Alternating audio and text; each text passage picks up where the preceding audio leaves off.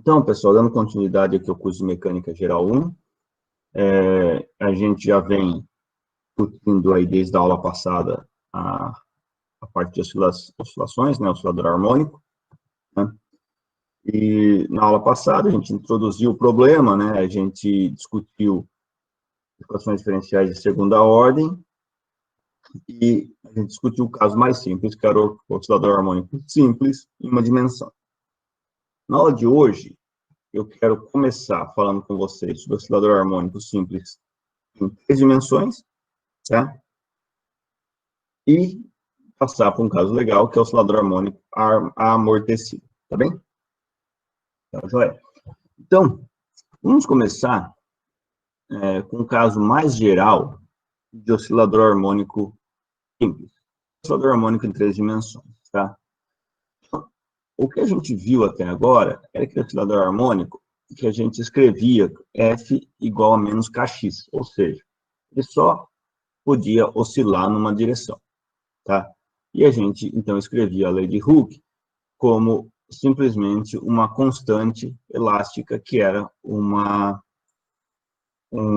escalar. Agora, se a gente pensa que ele pode oscilar em qualquer uma das 3 direções, eu vou falar que a lei de Hooke é, na verdade, um vetor F igual a menos Kzão R, onde esse K é um K meio fresco assim, porque ele não é nem vetor e nem escalar.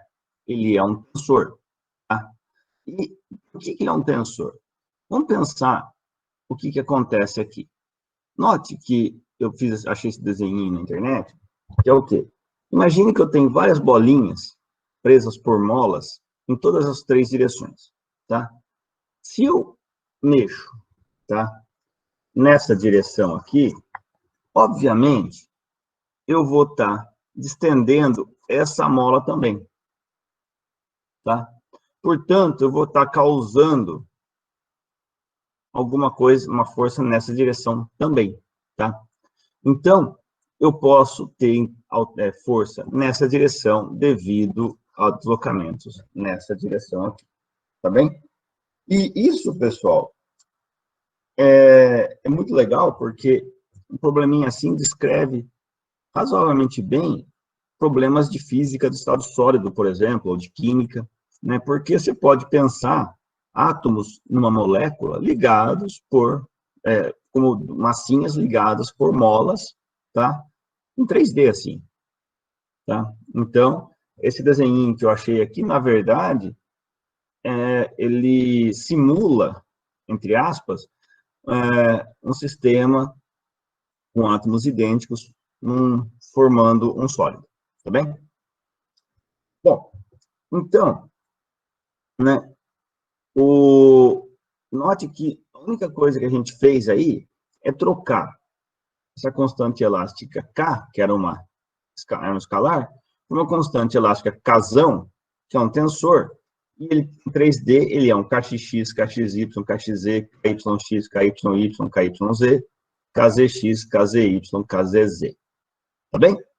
Então, note que esse cara está dizendo para mim que se eu desloco em x, eu causo uma força em x. Esse cara está dizendo para mim que se eu desloco em y, eu causo uma força em x. Esse cara está dizendo que se eu desloco em z, perdão, eu causo uma força em x. Esse cara aqui está dizendo que se eu desloco em x, eu causo uma força em z. E assim por diante. Tá bem? Então, esse é o caso mais geral, pessoal. Esse é o caso mais geral de lei de Hooke, tá? Obviamente, isso não é o escopo do curso de Mecânica Geral 1, tá? Mas eu acho legal mostrar para vocês o caso geral, tá? E, de forma, né, o K e J, né, cada um desses K e J, ele é calculado a partir de quê? Obviamente, que é a derivada segunda de U, é o XI, eu esqueci de um del aqui na hora de escrever, del xj, tá bem? Então, você deriva parcialmente a energia potencial em relação a xj, deriva a energia potencial em relação a xi, e você tem, então, o K e J, tá bem?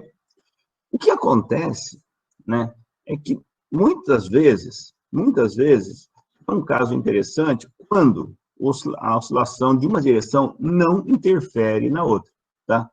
Isso ocorre, pessoal, isso ocorre quando, por exemplo, a oscilação numa direção é tão pequenininha, tá? Que a distensão da mola na outra direção, então, deixa eu apagar esses desenhos que eu fiz aqui. Então, imagine vocês que essa aqui está deslocando tão pouquinho aqui nesse eixo, que a mudança que eu causo nessa mola e nessa mola é ínfima. Então, a força nessa direção é zero, pode ser considerada nula, tá? Devido à oscilação nessa direção, tá? Então, eu posso falar para vocês que numa certa aproximação, as oscilações aqui no eixo X não interferem com o eixo Y, tá? Então, se eu tenho uma situação dessa, eu tenho que todos esses Ks aqui, fora da diagonal, são nulos. Eu só tenho o K diferente de zero aqui na diagonal. Então, percebam que o que acontece? Obviamente, o Fx vai depender só vai ser menos kxx, x. O Fy vai ser menos kyy, y. O F na direção z vai ser o kzz vezes menos kzz vezes z. Tá bem? Então, nesse caso, né, o problema ele vai se reduzir com 3 problemas distintos. Tá bem? Por quê? Porque o deslocamento numa direção não afeta a outra. E os problemas distintos vão ser do tipo, então, Fi igual a menos Ki xi, certo? Isso daqui é igual a mxi. Ops. 2 pontos. A gente já resolveu esse problema na aula passada, tá? Portanto, a gente sabe a solução desse cara. Então, a gente vai ter 3 soluções do tipo x de t vai ser um x0 ao quadrado, mais vx sobre ômega x0 ao quadrado, cosseno de ômega x0 t mais θ x0. O y é a mesma coisa, trocando os subíndices x por subíndices y. O z é a mesma coisa, trocando os subíndices x ou y por z. Tá bem? Então, percebam que ômega i0 é a raiz quadrada de Ki sobre M. Tá? Note que a frequência de oscilação numa direção não é igual à outra. Tá? E também a fase, o θ, depende da frequência de oscilação em cada direção e das condições iniciais de cada direção. Só que uma vez que eu conheço o vetor R0 e a velocidade inicial V0, eu consigo achar, então, de forma inequívoca, né, ou não dúbia, né, de forma única, a posição da partícula em qualquer uma das 3 direções. Tá bem? Exatamente como a gente fez na aula passada, só que agora em 3 eixos. Tá? Vamos simplificar um pouquinho mais o problema, para a gente poder destrinchar, e vamos olhar o que acontece em 2 dimensões. E vamos olhar o que acontece em 2 dimensões no caso isotrópico. Ou seja, a constante elástica é a mesma se eu estou no eixo x ou se eu estou no eixo y. Então, eu vou falar que o Kx é igual ao Ky, que é igual a um K. Tá bem? Nesse caso, pessoal, a gente vai ter a seguinte solução. O x vai ser raiz quadrada de x0 ao quadrado, mais dx0 sobre ômega 0 ao quadrado, cosseno de ômega 0t mais θ x0. Eu vou chamar esse cara aqui, só para economizar giz, tá? Ou economizar paciência, AX, tá? Então fica AX cosseno de ômega 0t mais θx0, tá? O Y, mesma coisa, trocando os índices X por Y, e eu vou chamar, obviamente, esse cara aqui de AY. Note o seguinte, perceba o seguinte, como os Ks são iguais, as frequências de oscilação são iguais. Mas o aluno que está prestando atenção já percebeu que os tetas não são iguais. Por quê? Porque o teta depende das condições iniciais do problema. Tá? Então, se eu não comecei com os mesmos x0 e v0 nas duas direções, então eu não vou ter o mesmo teta zero. Tá bem? Então, né, note, de novo, a mesma coisa. O teta x0 é vx0 sobre x0 vezes ômega 0. Agora, o teta y0, aqui eu troco por vy e aqui troco por y, tá? Então, apesar do ômega ser o mesmo, esses dois caras não necessariamente. Portanto, eu tenho que manter os subíndices nos tetas. Tá joia? E a mesma coisa nas amplitudes. Bom, com isso, eu posso agora querer escrever com essa trajetória. Vamos escrever o y de x, tá? Se eu escrevo o y de x, o que eu vou fazer? Eu vou usar um truquezinho aqui. Ó, eu vou, né, antes de escrever, eu vou pegar e vou somar e subtrair um teta x0 aqui dentro, tá? Eu posso, então, escrever assim, ó. AY cosseno de ômega 0t mais y0, como um cosseno de ômega 0t mais θx0, mais θy0, menos θx0. Vocês concordam? Porque isso mais isso dá zero. Certo? Somei e subtraí a mesma coisa. Agora, eu vou chamar isso daqui de alfa, isso aqui de beta. Tá? Ou melhor, isso aqui não vou chamar de beta, eu já chamei de alguma coisa. Isso aqui eu vou chamar de delta.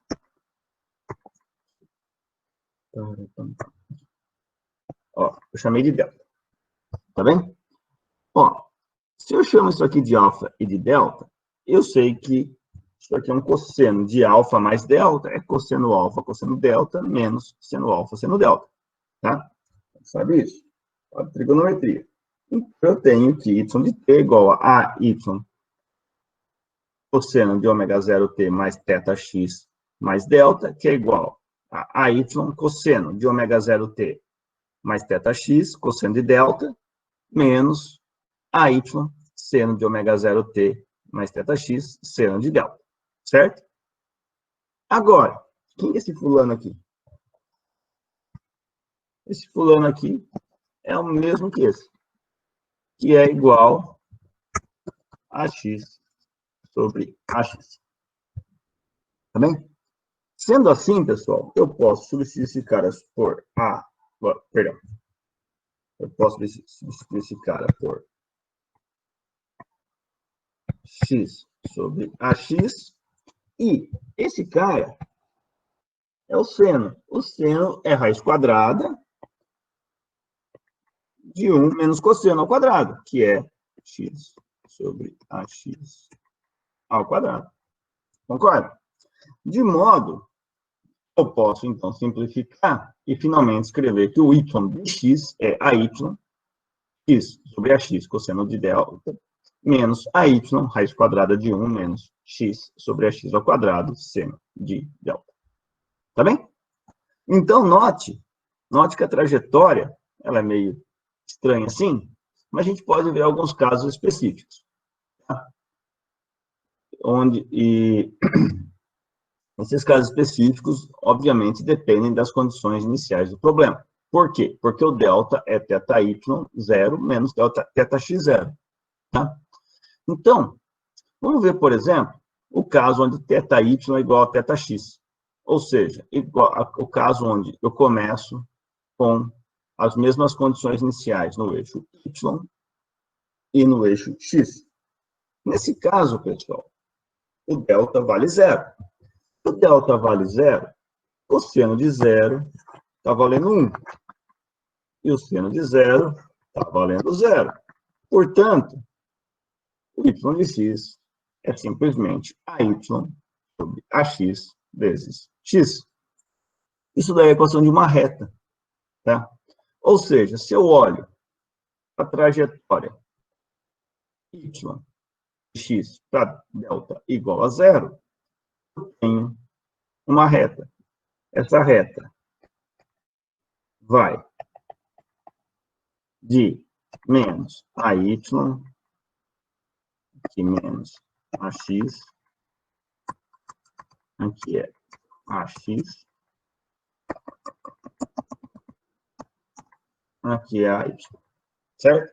Essa reta vai do ponto AX a Y até o ponto menos AX menos AY.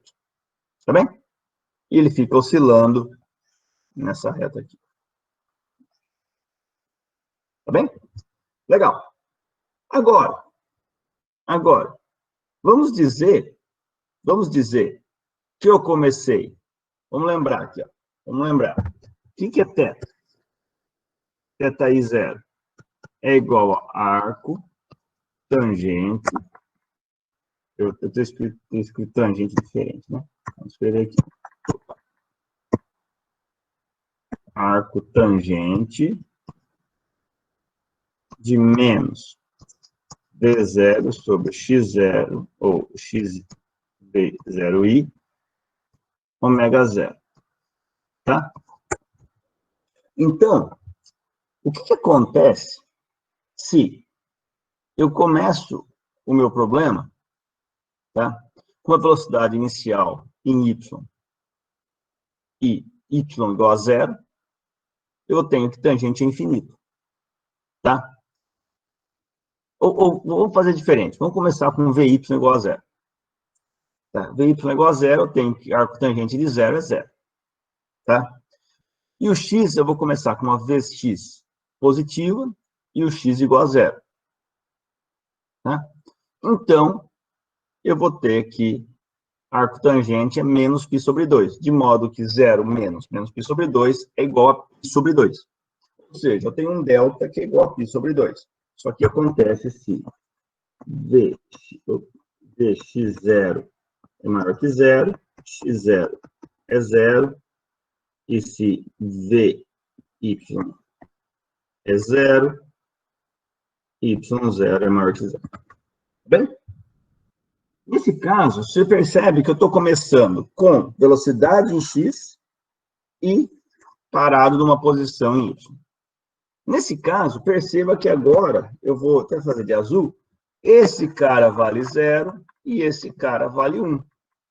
Então, eu fico com y é igual a menos AY raiz quadrada de 1 menos x sobre ax ao quadrado.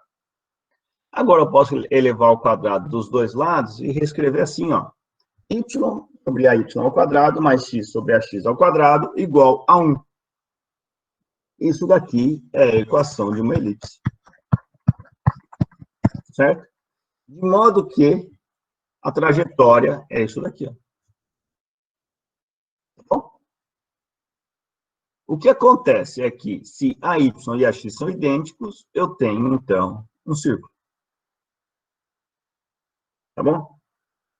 Então, esse é o caso mais simples, né? Quando ele é isotrópico, quando Kx é igual a Ky, que é igual a um K. Bom, mas temos também o caso onde não é isotrópico. O caso quando não é Professor, isotrópico, pois não. Desculpa te interromper. Claro. Eu não estou conseguindo visualizar um corpo fazendo esse tipo de oscilação. Tipo, quando era uma massa mola em 1D é fácil visualizar. Mas eu não estou conseguindo visualizar ela tendo movimento em Y também. Ah, tá. Imagina você que eu tenho um sistema assim, ó.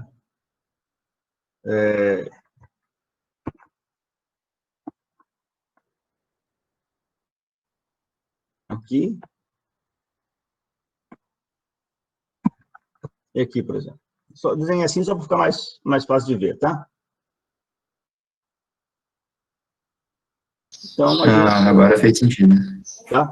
Agora, imagina que o deslocamento aqui é pequeno o suficiente para não interferir aqui e vice-versa. Tá? É isso. Então, se você está Perfeito. sentado, tá olhando de cima, se você está olhando de cima, no primeiro caso, você está vendo essa massinha fazer isso daqui. No segundo caso, você está vendo a sua massinha fazendo isso daqui. Beleza, obrigado. Uhum. Então, vamos lá. O caso mais geral nesse daqui é o caso anisotrópico, ou seja, quando o Kx e o Ky não são iguais. Tá? Agora, uma coisa legal disso é que, se eles não são iguais e são números quaisquer, tá? Se eu não tenho uma razão inteira entre eles, razão inteira, desculpa, quando n não é um número inteiro, aqui, ele vai estar fazendo uma curva qualquer, tá? Que a gente já vai discutir já. Mas o bonitinho é o seguinte, quando a raiz de kx sobre ky, que é igual a ômega x sobre ômega y, for igual a uma razão entre dois números inteiros, tá? Por exemplo, 2/3, 1/4, ou seja, uma razão entre nx e ny, onde ni é um número inteiro. Então, o que a gente vai ver é o seguinte, a trajetória será meio complicada, porém ela vai ser uma trajetória fechada, ou seja, eventualmente, ela se repete após um certo período, tá? Essas curvas, né, são chamadas de curvas Lija-Russo, tá? E elas são umas coisinhas desse tipo aqui, pessoal. Imagina, então, que eu tenho o eixo x e o eixo y, e se eu tenho uma razão de nx sobre ny igual a 3/2, e o θ é igual a π sobre 2, o delta, perdão, é igual a π sobre 2, né? Sempre eu tenho que olhar a diferença de fase entre eles para saber onde eu comecei, tá? A figura vai formar um negócio mais ou menos assim. Ó. Então, quer dizer o quê?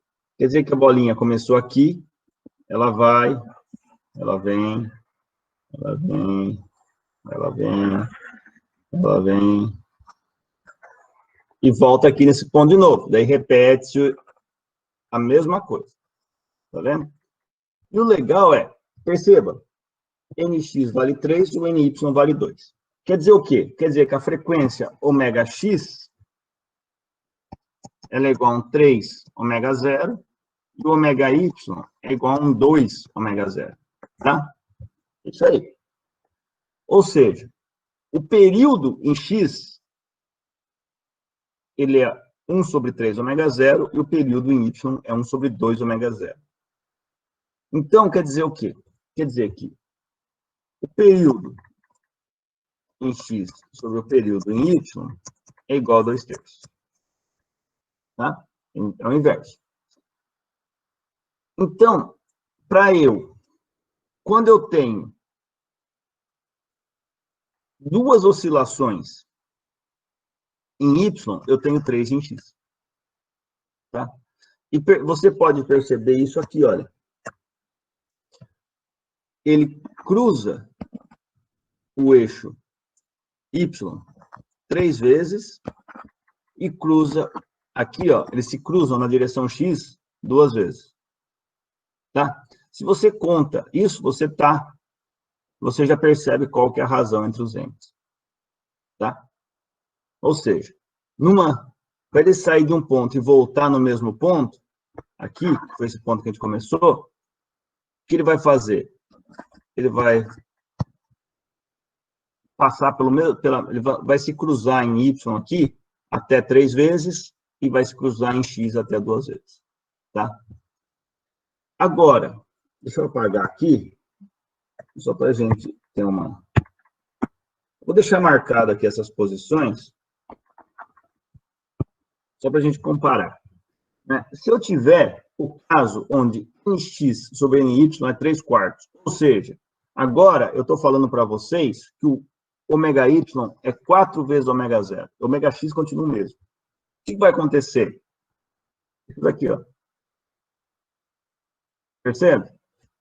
Em y, né? Porque o ômega x é a mesma coisa. Então, para ir voltar, eu tenho 3 oscilações em y, agora em x eu tenho até, vou marcar aqui em roxo, 1, 2, 3, 4. Tá joia? Tá? Então, para eu ir e voltar ao mesmo ponto aqui, eu tenho que oscilar 4 vezes em x e 3 vezes em y. Tá? Então, pessoal, isso daí acontece se eu tenho uma razão inteira. Se eu não tenho uma razão inteira, qual que é o ponto? O ponto é que a curva nunca se repete. Tá? Então, né, se a razão aqui, ao invés de ser 3/4, fosse 3 sobre 3,9, tá? Essa aqui eu poderia escrever como 30 sobre 39, né, que seria uma razão inteira também. Mas digamos que fosse 3 sobre π, sei lá. Algum número aí que não dá para escrever como número inteiro, tá? Esse cara, ele ia fazer todo o negócio aqui, só que quando ele voltasse, ele não ia voltar exatamente na mesma posição, ele ia voltar um pouquinho fora, de modo que depois de um certo tempo, a curva ia estar inteira cheia, tá? Por quê? Porque, eventualmente, ele nunca ia voltar na mesma posição, tá? Ele nunca ia voltar na mesma trajetória, a trajetória não ia se repetir. Então, ele ia preencher isso daí, ia ficar um grande borrão, tá bom? Então, pessoal, essa parte aqui, ela fecha para a gente a parte de oscilador harmônico simples, tá? Que não tem nenhum tipo de outra força a não ser o K vezes R. Vamos mudar agora a um tipo de oscilação mais interessante um pouco. É o oscilador harmônico amortecido. Eu falo que ele é um pouco mais interessante porque é um caso um pouco mais real, tá? Porque a gente não tem oscilador harmônico na natureza que ele é realmente um oscilador harmônico simples. A gente pode aproximar por isso. Mas no caso real, a gente sempre tem uma força de amortecimento. Nesse curso, a gente vai tratar o caso da dimensão, obviamente, por questão de simplicidade, e cuja força de resistência é do tipo menos bx ponto. Ou seja, é uma daquelas forças que a gente viu numa das últimas aulas, que é do tipo uma constante vezes a velocidade, tá? Agindo no sentido oposto à velocidade. Sendo assim, a segunda lei de Newton agora vai ser mx dois pontos é igual a menos kx menos bv, tá? Ou menos bv ponto, menos bx ponto, tá? O que eu posso reescrever, dividindo todo mundo por m, escrevendo assim, ó, x dois pontos mais b sobre mx ponto mais k sobre mx igual a zero. Agora, pessoal, eu vou introduzir para vocês duas outras constantes, tá, do problema. Primeiro, eu quero que vocês notem que isso daqui é exatamente a EDO que a gente resolveu na aula passada, tá? A gente só está mudando os nomes. Na aula passada era ABC, agora aqui vale 1, aqui vale B sobre M e aqui vale K sobre M. Mas eu vou escrever diferente ainda. Isso eu vou chamar de gama B sobre 2M e ômega zero raiz quadrada de K sobre M, tá? A gente já vai entender um pouquinho por que eu chamei de gama e ômega zero. Mas, dessa forma, a expressão ali fica x dois pontos, não muda, né? O B sobre M fica 2 gama x ponto, e o K sobre M fica ômega zero ao quadrado. Então, se a gente voltar à aula passada, isso aqui era o Azinho, isso aqui era o Bzinho da aula passada, não confunde com esse B aqui, tá? Não é a mesma coisa. E aqui era o Czinho da aula passada, tá? Bom, se eu tenho uma equação diferencial desse tipo aí, né, a solução ela é do tipo A elevado a beta t, onde o beta é igual a menos 2 gama, mais ou menos raiz quadrada de 2 gama ao quadrado, menos 4 ômega zero ao quadrado, dividido por 2 vezes 1. E, na verdade, é menos b B quadrado menos 4AC sobre 2 vezes A. Isso daqui que a gente viu na aula passada, tá? Então, aqui tem um 2, aqui tem 2 raiz quadrada aqui tem um 4, aqui tem um 4. Então, eu posso simplificar e escrever o meu beta mais ou menos como menos gama, mais ou menos gama ao quadrado, menos ômega zero ao quadrado. Tá bem? Então, isso daí, tudo emprestando resultados da última aula. Então, pessoal, a gente vai ter que separar esse problema em 3 situações baseado no termo dentro da raiz. Percebam vocês que isso daqui vai determinar muito do meu movimento. Por quê? Primeiro caso, quando gama é menor que ômega zero, é o que eu vou chamar de amortecimento fraco ou subamortecido. Por que eu vou chamar assim? Porque percebam que o gama é B sobre 2M. Se o gama é menor do que ômega zero, eu estou dizendo para vocês que a força de amortecimento ela é relativamente fraca, porque o B é relativamente pequeno. Tá? E o movimento ele vai ser interessante porque, ó, se gama é menor do que ômega zero, isso daqui é um número negativo. Ou seja, eu tenho raiz quadrada de um número negativo. Outro caso, quando gama é maior do que ômega zero, eu vou chamar de amortecimento forte. Pelo mesmo motivo, porque quando o gama é grande, estou dizendo que o B é grande. Então, quer dizer que a força de amortecimento ela é relativamente grande. Então, eu vou chamar de amortecimento forte. E quando o gama é igual a ômega zero, eu vou chamar de amortecimento crítico. Não dá para dizer porque a força é crítica, mas é porque nós não tem outro nome. Tá? Então, vai ser amortecimento crítico. Tá? Quando o gama é igual a ômega zero. Então, vamos pegar e vamos olhar caso a caso. E vamos ver como que esse carinha funciona. Vamos começar pelo caso mais bonitinho, que é o subamortecido. Então, como eu já falei, a gente está numa situação na qual a força de amortecimento ela é relativamente pequena. Né? O B é relativamente pequeno. Tá joia? Então, quando o gama é menor que ômega zero, eu tenho que o termo gama ao quadrado menos ômega zero ao quadrado é negativo. E eu vou chamar de ômega ao quadrado, ômega zero menos gama ao quadrado. Note que eu inverti, tá? Aqui era gama menos ômega zero, aqui eu estou chamando de ômega zero menos gama, que isso aqui é um número positivo. Tá? Se esse é negativo, esse é positivo, obviamente. Tá? De modo que, eu vou falar que o beta mais ou menos é menos gama mais ou menos raiz quadrada de menos ômega ao quadrado, que é igual a menos gama mais ou menos ômega raiz quadrada de menos 1, e raiz quadrada de menos 1 a gente sabe que é o imaginário i, portanto, o beta é igual a menos gama mais ou menos i ômega. Ou seja, a gente lembrando da solução geral, que é A e a beta mais T mais B e a beta menos T, ele fica com A e a menos gama mais I ômega T, mais B e a menos gama menos I ômega T. Note que esse cara tem menos gama T, esse cara tem menos gama T. Então, eu posso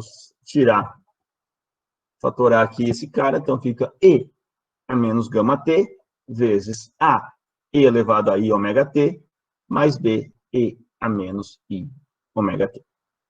Tá? Essa é a solução geral para um oscilador harmônico subamortecido.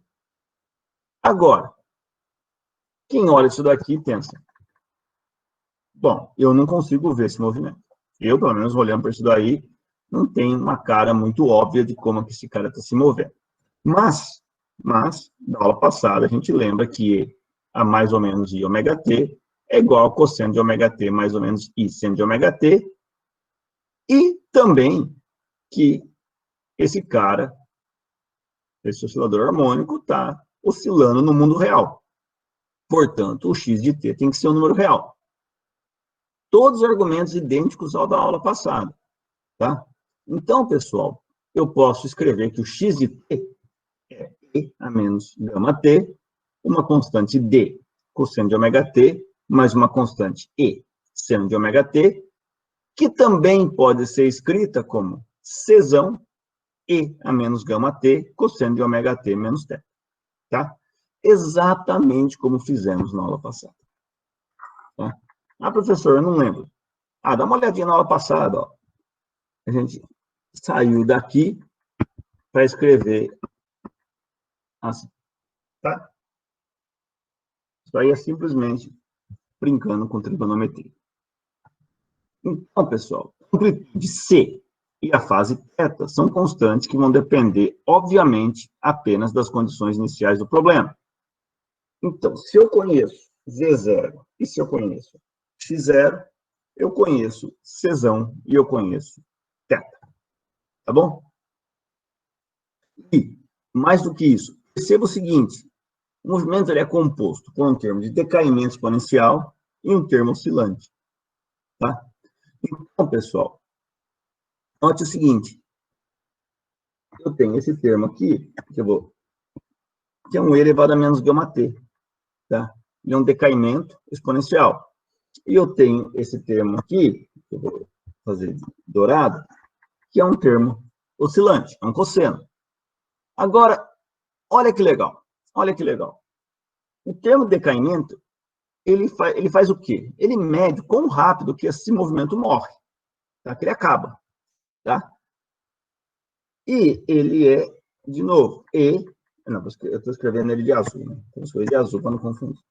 Ele é E a menos gama T, que na verdade ele é E a menos B sobre 2M T, tá bom?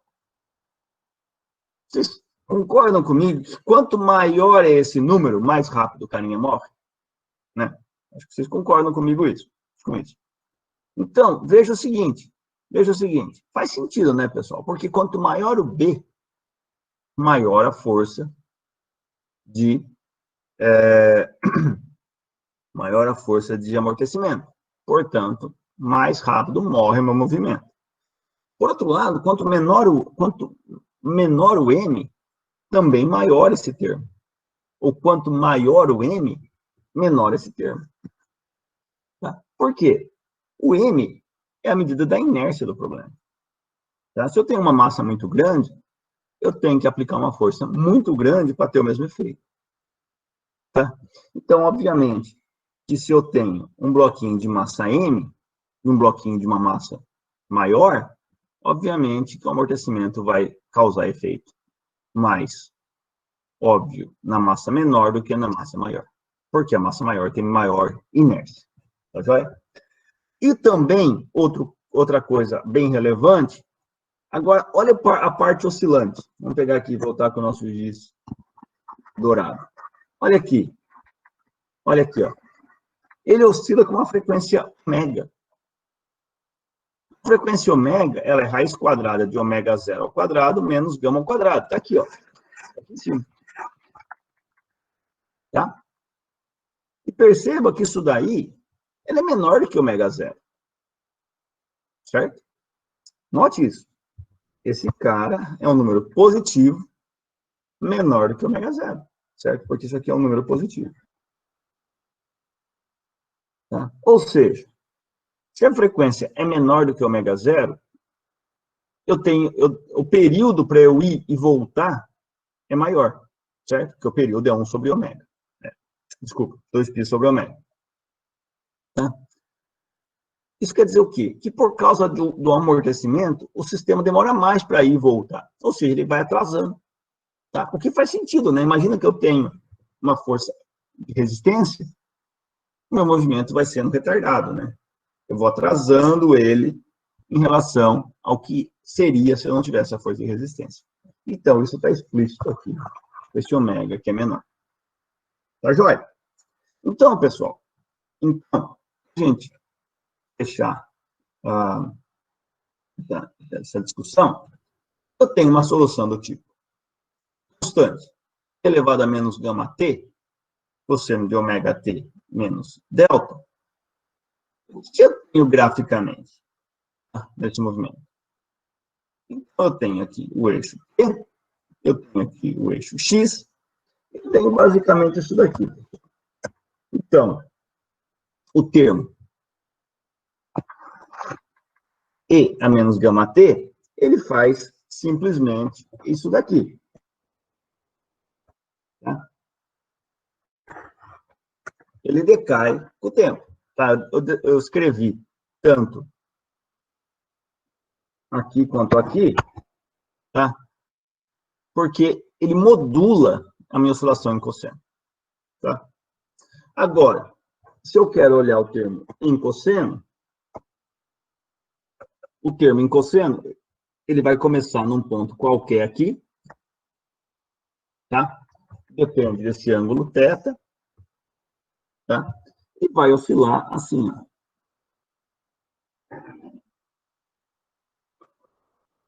Esse aqui é o meu termo em cosseno. Então, ele vai até um valor máximo e um valor mínimo, tá?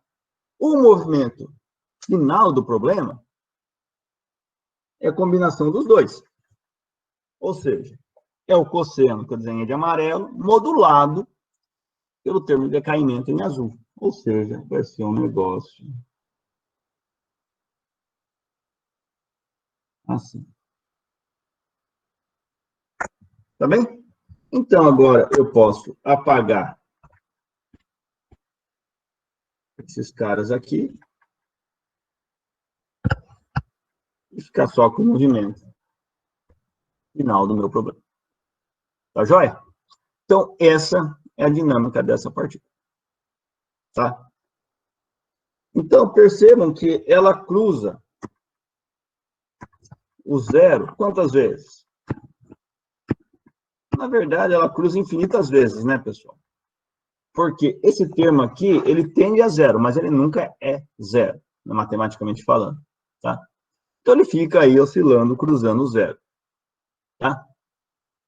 Então, esse é o movimento para o oscilador harmônico subamortecido. Um ponto interessante para a gente levar em consideração desse caso é olhar para a energia do oscilador harmônico subamortecido. Tá? Então, se a solução é CE a menos gama T cosseno de ômega zero menos θ, eu posso calcular a velocidade. Para calcular a velocidade, basta derivar x. Se eu derivo x, eu tenho que x ponto é menos gama C, E a menos gama T, cosseno de ômega T menos θ, menos ômega C, E a menos gama T, seno de ômega T menos θ. Esse menos ômega vem da derivada de cosseno, que é menos seno, e da derivada de ômega T, que é ômega. Tá? Então, eu posso fatorar esse termo aqui e escrever como menos C, E a menos gama T, gama cosseno de ômega T menos θ, mais ômega seno de ômega T menos θ. Tá? Então, percebam vocês que tanto a posição quanto a velocidade, elas vão para zero com gama, ou seja, x de infinito é igual a zero e v de infinito é igual a zero. Certo? Então, se o tempo é muito grande, a velocidade dele vai a zero e a posição, obviamente, vai a zero. Tá? A energia mecânica do sistema é dada simplesmente por meio de kx ao quadrado mais meio de mv quadrado, ou mx ponto ao quadrado. Tá? Vamos substituir x e x ponto nesse caso. Eu fico menos de c quadrado e a menos 2 gama t cosseno de ômega t menos θ, tudo isso ao quadrado, mais meio de m, c quadrado, e a menos 2 gama t, e o termo oscilante, gama cosseno de ômega t menos θ, mais ômega seno de ômega t menos θ, tudo ao quadrado. Tá? Tá bem? Isso daqui, né? Lembrando, obviamente, que e a menos gama t ao quadrado é e a menos 2 gama t. Agora eu posso rearranjar e fatorar eles têm igual, e vou escrever que e é igual a meio de c quadrado, e a menos 2 gama t, mais tudo isso daqui. Isso daqui são tudo termos oscilantes, tá? Isso aqui é tudo coisa que vale entre mais e menos 1. Isso aqui varia entre mais ou menos 1, isso aqui varia entre mais ou menos 1, isso daqui varia entre mais ou menos 1, tá? Então, assim, tudo isso aqui só me dá uma oscilação. Isso daqui, não. Isso daqui dá como que a energia morre. Tá? Então, percebam, a energia do sistema, ela decai 2 vezes mais rápida do que o decaimento de X e de V. E isso, obviamente, acontece porque a energia depende da posição e da velocidade, ambos ao quadrado. Tá?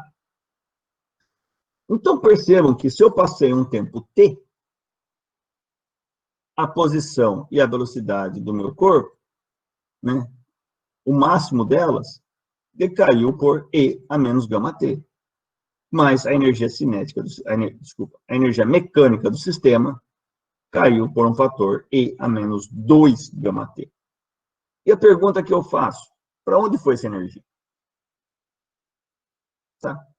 Então, o meu oscilador, como vocês viram quando eu fiz o gráfico, a gente viu que o oscilador ele faz uma coisa mais ou menos assim, né? Para onde foi essa energia? Essa energia, obviamente, ela é energia dissipada pelo meio que causa o amortecimento, tá? Se você pega e calcula o trabalho da força de amortecimento, você vai ver que o trabalho causado pela força de amortecimento é exatamente a energia perdida pelo oscilador. Tá joia? Isso é válido para qualquer tipo de oscilador harmônico amortecido, não é só para o subamortecido, tá? Mas eu fiz no caso subamortecido, que é mais bonitinho. Dá para ver mais fácil. Tá? Agora, pessoal, vamos mudar um pouquinho e vamos para o caso supraamortecido. Tá? Vamos para o caso supraamortecido. Esse é o caso no qual o gama ele é maior do que o ômega zero. Tá? Logo, a força de amortecimento é uma força relativamente grande, tá? Porque o B é um número grande. Tá? Como principal resultado disso, eu tenho que gama ao quadrado menos ômega zero ao quadrado é um número positivo. Portanto, o beta, que é igual menos gama, mais ou menos, gama ao quadrado menos ômega ao quadrado, é um número real e menor que zero. Você concorda? Porque esse cara aqui, ele é sempre menor do que gama. Ele fica entre gama e zero, tá? Porque é gama ao quadrado menos ômega zero ao quadrado. Então, esse termo aqui, ele é sempre, a raiz quadrada é sempre entre zero e gama.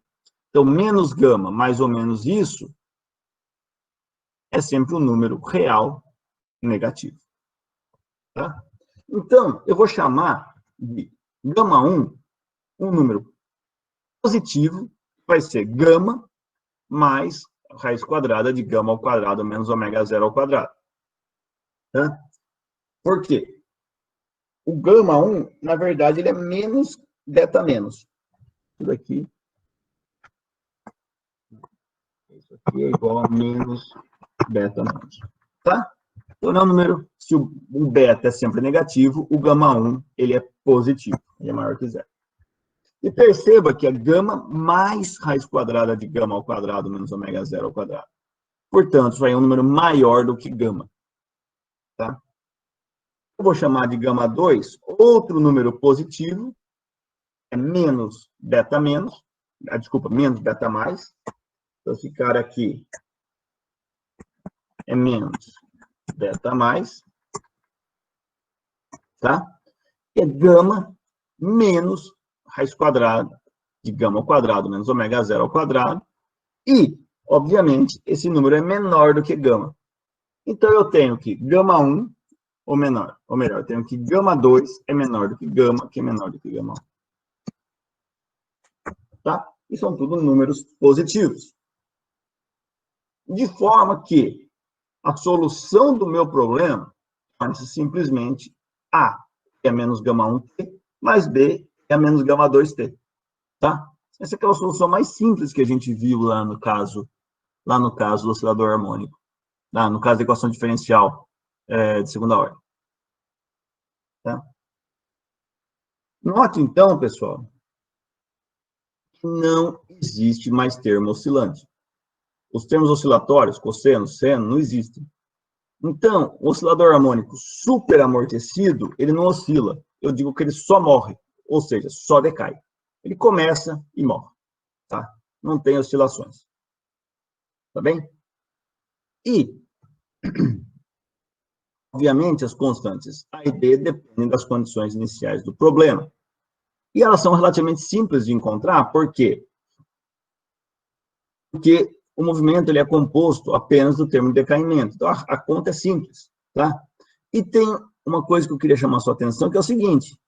Ele tem um decaimento exponencial mais rápido, γ1, e um decaimento exponencial mais lento, γ2, que é o caso subamortecido, né?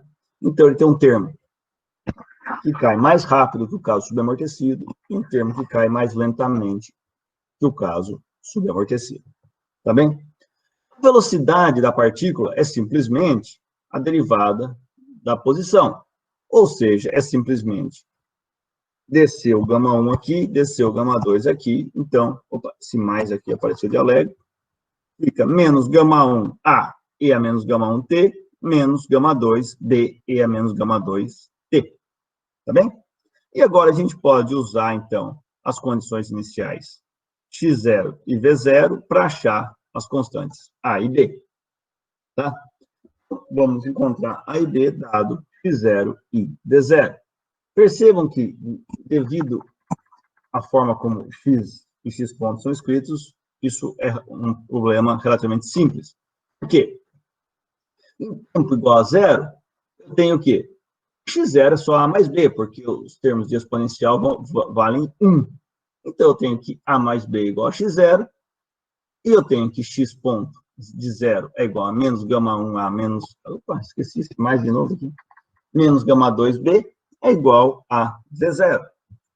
Agora, eu posso simplesmente multiplicar aqui todo mundo por γ1, então fica γ1A mais γ1B, e somar com esse cara. Menos γ1A, eita, menos γ2B, igual a γ1x0 mais V0, portanto, esse cara... Opa, estou passando coisa errada aqui. Esse cara cancela com esse cara, de modo que eu fico γ1b menos γ2b, então fica γ1 menos γ2b, é igual a γ1x0 mais V0, portanto, o B está aqui definido como γ1x0 mais V0, dividido por γ1 menos γ2. Tá joia? Perfeito. E, como eu sei que A é igual a x0 menos B, portanto, ficou fácil. A é simplesmente menos γ2x0 mais V0, dividido por γ1 menos γ2. Tá bom? Tá joia? Então, pessoal, percebam que a equação do movimento, ela é simplesmente menos γ2x0 mais V0, dividido por γ1 menos γ2, e a menos γ1t, mais γ1x0 mais V0 sobre γ1 menos γ2, e a menos γ2t. Tá? Lembrando que esse termo aqui é sempre positivo, porque γ1 é maior do que γ2. Tá bom? Então, temos aí a solução única para o oscilador harmônico superamortecido. Uma vez que a gente conheça a velocidade e a posição inicial do problema, eu tenho uma única solução para esse oscilador. Bem, agora, se você olha bem para essa expressão aqui, te restam duas perguntas interessantes que a gente pode nos questionar. É o seguinte, esse oscilador harmônico superamortecido, ele sempre decai mais rápido que o subamortecido? Quando eu falo para você que o cara é superamortecido, a gente tem aquela ideia de que ele vai morrer antes do que o subamortecido, porque tem um amortecimento mais forte, certo? Mas olha que interessante. Olha que interessante. Percebam que, dadas as condições iniciais, Se eu tenho que gama 2 x0 mais V0 é igual a zero, eu posso, né? Eu posso ter que V0 é igual a menos gama 2 x0. Tá? Eu posso começar com x0 positivo e um V0 negativo. Se eu tenho isso, vocês concordam que esse cara aqui vale zero? Se esse cara vale zero, aqui é zero. Portanto, não tem esse termo aqui. Tudo isso aqui é zero. Tá? A equação x de t se reduz a gama 1 x0 mais v0 sobre gama 1 menos gama 2 e a menos gama 2t. Tá? E a velocidade, eu vou chamar isso aqui só de b. Tá? E a velocidade, x ponto de t, vai ser igual a menos gama 2b e a menos gama 2t. Tá? Ou seja, tanto a posição quanto a velocidade decaem com gama 2. E a energia, obviamente, ao quadrado disso, a energia mecânica decai com... Ela é proporcional, vou escrever só um proporcional aqui, a E a menos 2 gama 2T. Então, você percebe que a perda de energia, ela cai com 2 gama 2. E gama 2 é menor do que gama. Então, olha que legal. Se eu escolho as condições iniciais adequadas, eu elimino esse primeiro termo e só me resta o segundo termo. Tá bem? Então, mesmo sendo suramortecido, ele decai mais lentamente que o caso subamortecido. Tá bem? O outro ponto interessante que dá para discutir é o oscilador superamortecido, como eu falei, ele não oscila, ele só morre. Mas ele cruza o eixo X, ou seja, se ele começa num X positivo, ele pode passar para um X negativo, ou vice-versa. Tá? Para responder essa pergunta, a gente só quer achar um tempo que essa expressão vale a zero. Ou seja, menos gama 2 x0 mais v0, dividido por gama 1 menos gama 2, e a menos gama 1t mais gama 1 x0 mais v0 sobre gama 1 menos gama 2 e a menos gama 2t, isso daqui vale a zero. Tá? Ou seja, eu posso eliminar esse termo aqui de baixo, porque ele é um termo diferente de zero, obviamente. Tá? E eu posso reescrever como gama 2 x0 mais v0 e a menos gama 1t tem que ser igual a gama 2, a gama 1 x0 mais v0 e a menos gama 2t. O que eu vou fazer é passar esse cara dividindo aqui e esse cara dividindo ali. De modo que eu tenho simplesmente gama 2 x0 mais v0 dividido por gama 1 x0 mais v0 é igual a E, a gama 1 menos gama 2, porque, obviamente, como eu passo esse cara dividindo, E a menos gama 1 fica E a mais gama 1. Né? Então, E a gama 1 menos gama 2t. Daí agora eu posso aplicar o ln aqui e aplicar o ln ali, de modo que eu tenho, então, que o T0, que é onde acontece essa mudança, né, de x positivo para negativo ou vice-versa, é 1 sobre gama 1 menos gama 2, isso daqui é um número positivo, ln de gama 2 x0 mais v0 dividido por gama 1 x0 mais v0. Agora, para eu ter solução, eu preciso que isso aqui seja um número positivo. Tá? Bom, para que esse cara seja um número positivo, eu preciso que o que está dentro do meu logaritmo seja um número maior que 1, porque ln de número maior que 1 é um número positivo. Portanto, isso só acontece se, né, lembrando que gama 1 é maior que gama 2, isso só acontece se x0 e v0 sinais opostos e o módulo de v0 é maior do que gama 1 vezes x0. Ou seja, a velocidade inicial ela deve ser um sinal oposto à posição inicial e maior do que gama 1 vezes a velocidade inicial em móvel. Tá? Por que isso? Imagina que o x0 seja positivo. Então, aqui eu tenho um número positivo, aqui eu tenho um número positivo. Se o v0 for um número negativo menor do que esse cara, Aqui embaixo fica o número negativo, aqui fica o número negativo. Então, negativo dividido por negativo é positivo. Perfeito. Legal. Agora, esse aqui é mais negativo do que esse, né? Porque esse termo aqui é menor. Tá? Então, esse cara é mais negativo do que esse, então vai ficar um número positivo maior do que 1. Tá bem? Então, eu fiz uma simulaçãozinha aqui, só para a gente aprender, só para a gente ver como isso funciona. Note o seguinte, eu falo que o x de 0 vale 1 metro. Eu falo que o ômega 0 é 2 por segundo. E eu falo que o gama é 3 por segundo, então eu tenho que gama é maior que o ômega 0. Tá valendo? O gama 1, tá? É igual a gama mais raiz quadrada de gama ao quadrado menos ômega 0 ao quadrado. Então, fica 3 mais raiz quadrada de 9 menos 4, que dá raiz quadrada de 5, que dá 2 ponto alguma coisa. Então, gama 1 é 3 mais 2 ponto alguma coisa. Eu calculei esse alguma coisa. O gama 1 dá aproximadamente 5,24. Tá? Então, eu fiz alguns gráficos aqui, supondo velocidades iniciais. Olha que legal. Se a velocidade inicial é 6 metros por segundo, positivo, o x0 é positivo. Note que ele chuta para cima e depois decai e só morre.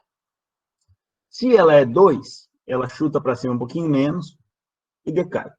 Se ela é 0, ela só decai. Ela só decai. Se ela é menos 2, ela chuta para baixo, só que ela não chuta forte o suficiente para ele cruzar o 0. Tá vendo? Ela só decai.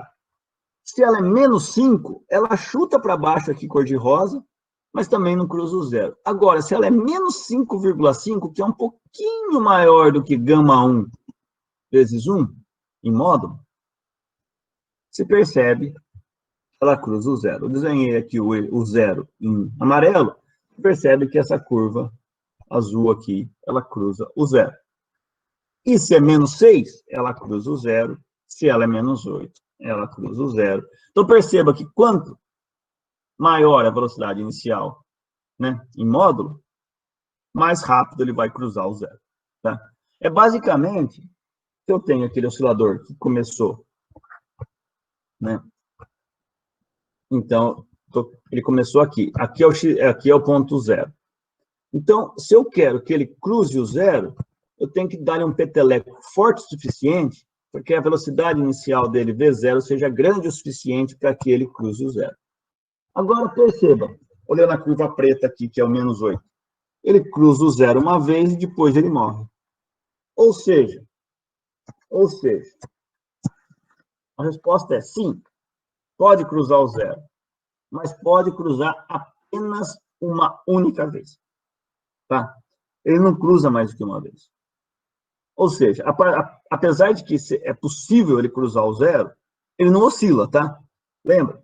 A diferença desse cara para o oscilador harmônico subamortecido é que o subamortecido fazia isso aqui, ó. Ele cruzava o 0 inúmeras vezes, infinitas, na verdade. Tá? Agora, ele pode cruzar, mas se ele cruzar, vai ser uma vez só. Tá? Tá joia? Legal, pessoal. Então, por fim, vamos para o último caso, o amortecimento crítico. Tá? No caso do amortecimento crítico, né, a gente está na situação na qual o gama é igual a ômega 0, de modo que o termo dentro da raiz é nulo. E o beta, mais ou menos, é igual a menos gama. Tá? Então, a gente não tem 2 betas. Se a gente não tem 2 betas, a gente precisa apelar para uma solução de ordem superior, que é simplesmente escrever, então, ao invés de D e a menos gama T, é D mais ET e a menos gama T. Isso aí a gente viu com detalhes na última aula. Como é que isso aí funciona, né?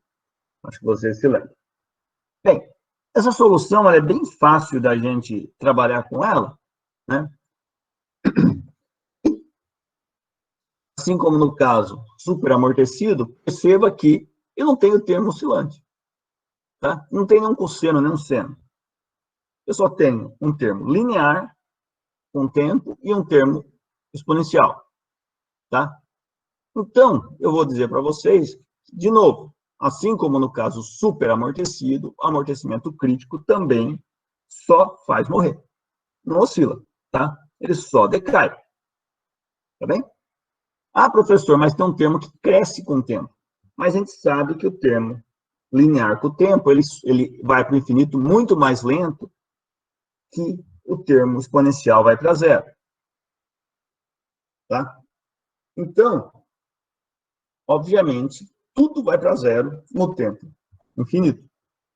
E não oscila. Tá?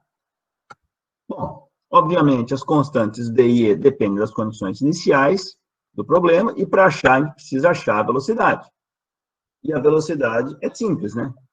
Esse ponto é menos gama D mais E é a menos gama T, mais E é menos gama T, né? Quando eu derivei aqui dentro. Tá bom? E é mais fácil ainda, porque, dadas as condições iniciais V0 e X0, dá para encontrar D e E facinho. Por quê? X de 0 é D mais EV0 vezes 1. Agora, né, é simplesmente D. Perceba, porque quando eu ponho T igual a 0 aqui, esse cara é 0. Então, o X0 é igual a D. O X.0 é menos gama D mais E, porque esse cara aqui é 0. E esses caras viram 1. Isso é igual a V0. Portanto, sai para mim direto que D é igual a X0 e E é igual a V0 mais gama X0. Portanto, a solução do meu problema é simplesmente X de T igual a X0 mais V0 mais gama X0 vezes T e a menos gama T. Simples, simples assim. Então, essa é a solução geral para o oscilador amortecido em amortecimento crítico. Tá bom? Tá joia?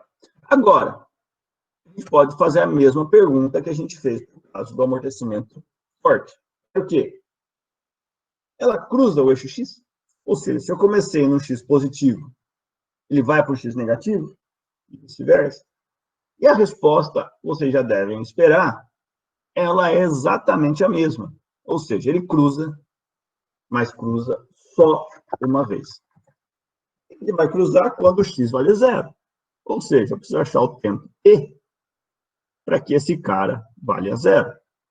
Tá? X0 mais V0 mais gama X0 vezes T e a menos gama T. Perceba, isso aí pode ser 0 se esse fulano vale 0 ou se esse ciclano vale 0. Obviamente, isso aqui não vale 0 nunca. Tá? Quando o T vai para infinito, ele tende a 0. Mas não vai valer 0. Né? Esse cara aqui, então, é o que a gente precisa. Ou seja, eu preciso que x0 mais v0 mais gama x0 é igual a 0. Portanto, o t é menos x0 sobre v0 mais gama x0. Note esse sinal de menos aqui. O que isso quer dizer? Quer dizer que eu vou cruzar o 0 de novo. Se v0 e x0 têm sinal oposto, e se o módulo de V0 é maior do que gama o módulo de X0. Por quê? Se o X0 é positivo, aqui é maior que 0, aqui é maior que 0, mas se o V0 é negativo e maior do que gama X0 em módulo, aqui é menor que 0, em módulo é maior, então aqui embaixo fica negativo. Então fica positivo dividido por negativo, negativo com sinal negativo, positivo. Obviamente que a gente precisa de um tempo positivo, porque a gente não sabe o que aconteceu antes. Tá bom? Tá joia, pessoal? Então, veja, a gente analisou os 3 casos de amortecimento. A gente viu o amortecimento fraco, o amortecimento forte e agora o amortecimento crítico.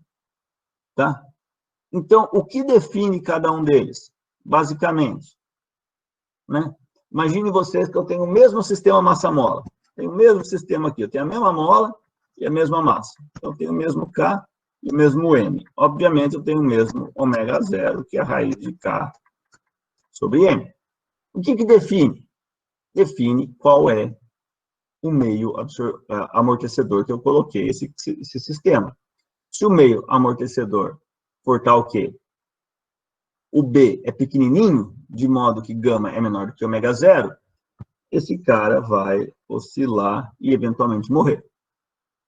Se o gama for tal que, aliás, se o B for tal que gama é igual a ômega zero, esse cara, ele só morre, tá?